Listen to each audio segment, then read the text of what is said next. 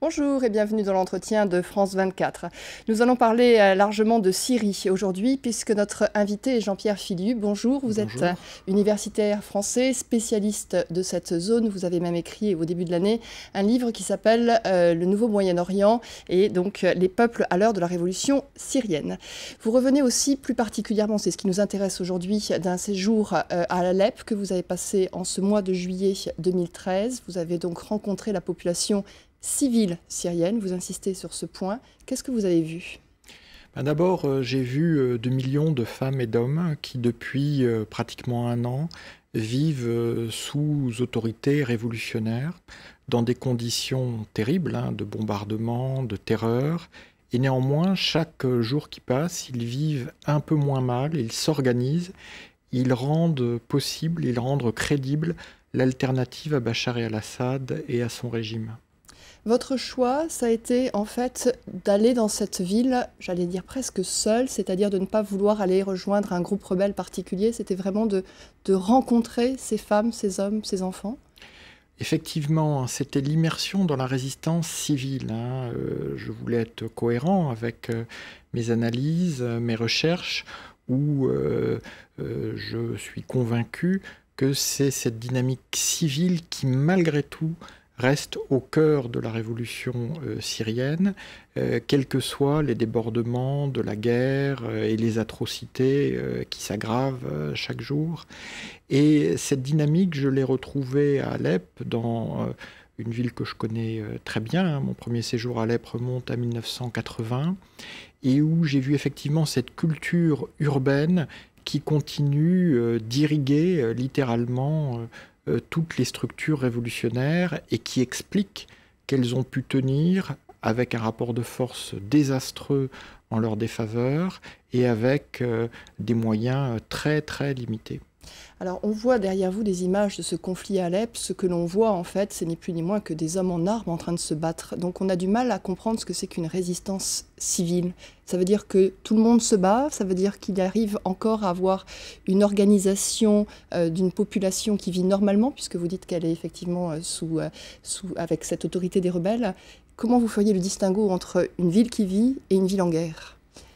Bien, ce sont effectivement les deux. On a des autorités locales qui ont été désignées par un processus démocratique un peu particulier, vu que les élections se sont tenues en Turquie. Elles n'auraient pas pu se tenir à Alep, ça aurait été immédiatement bombardé. Donc on a une mairie, on a une préfecture qui gère la population, on a des services publics, et puis parallèlement, on a les différents groupes armés, la majorité relevant de l'armée syrienne libre, donc de l'ASL. Et puis, j'ai pu assister, par hasard, je ne cherchais pas ce type d'émotion, à une bataille dans un quartier à Salaheddin, qui est un des fiefs de la Révolution, et où très clairement, on voit qu'à mesure que les combats avancent, eh bien, de plus en plus de jeunes descendent des maisons, prennent leurs armes et montent au front. Donc on a réellement une résistance populaire, indépendamment des groupes armés constitués. Alors vous avez dit tout à l'heure que vous avez choisi d'aller dans la population civile parce que vous vouliez être cohérent avec votre façon de penser. Et justement, ça m'intéresse, vous êtes un des rares chercheurs à parler encore de révolution syrienne. Ce qui veut bien dire quelque chose, ça veut dire que le peuple se soulève contre un dictateur, alors que beaucoup sont passés maintenant au fait qu'on parle de guerre en Syrie, parce qu'en fait, ce n'est pas tant la population qui agit que des groupes derrière. Il est évident que s'il n'y avait qu'une guerre civile en Syrie, elle aurait été gagnée depuis longtemps par Bachar el-Assad. Il a pour lui un arsenal tout à fait inépuisable, un soutien inconditionnel de la Russie et de l'Iran, et l'intervention sur le terrain de milliers de combattants chiites du Hezbollah libanais.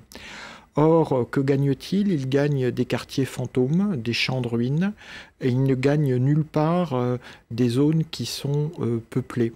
Et donc ces gens, ces Syriennes et ces Syriens, malgré toutes les critiques, et elles sont très virulentes, qu'ils peuvent avoir contre la révolution, eh bien quand ils sont passés de son côté, ils lui sont attachés. À mon avis, c'est ça qui explique que cette révolution, eh bien, elle va finir par l'emporter, et on l'espère le plus tôt pour écourter les souffrances de ce peuple qui a déjà terriblement payé.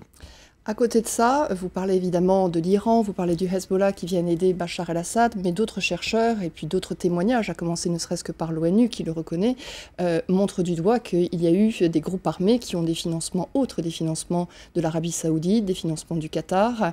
Il n'y a pas qu'une population qui lutte face à un dictateur. Vous les avez rencontrés, ces personnes-là. Vous avez quand même eu cette position de voir quels étaient les groupes armés autres.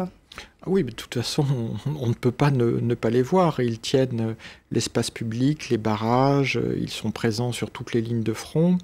Mais là encore, hein, quand on est sur place, ce qui saute aux yeux, c'est l'arsenal dérisoire qu'ils détiennent. Hein, avec parfois... Mais c'est qui? C'est des rebelles de l'ASL, c'est Al-Nosra, c'est qui en fait ce il? Alors, les rebelles de l'ASL, hein, donc l'armée syrienne libre, je n'étais pas assez fou pour me jeter dans les pattes des djihadistes.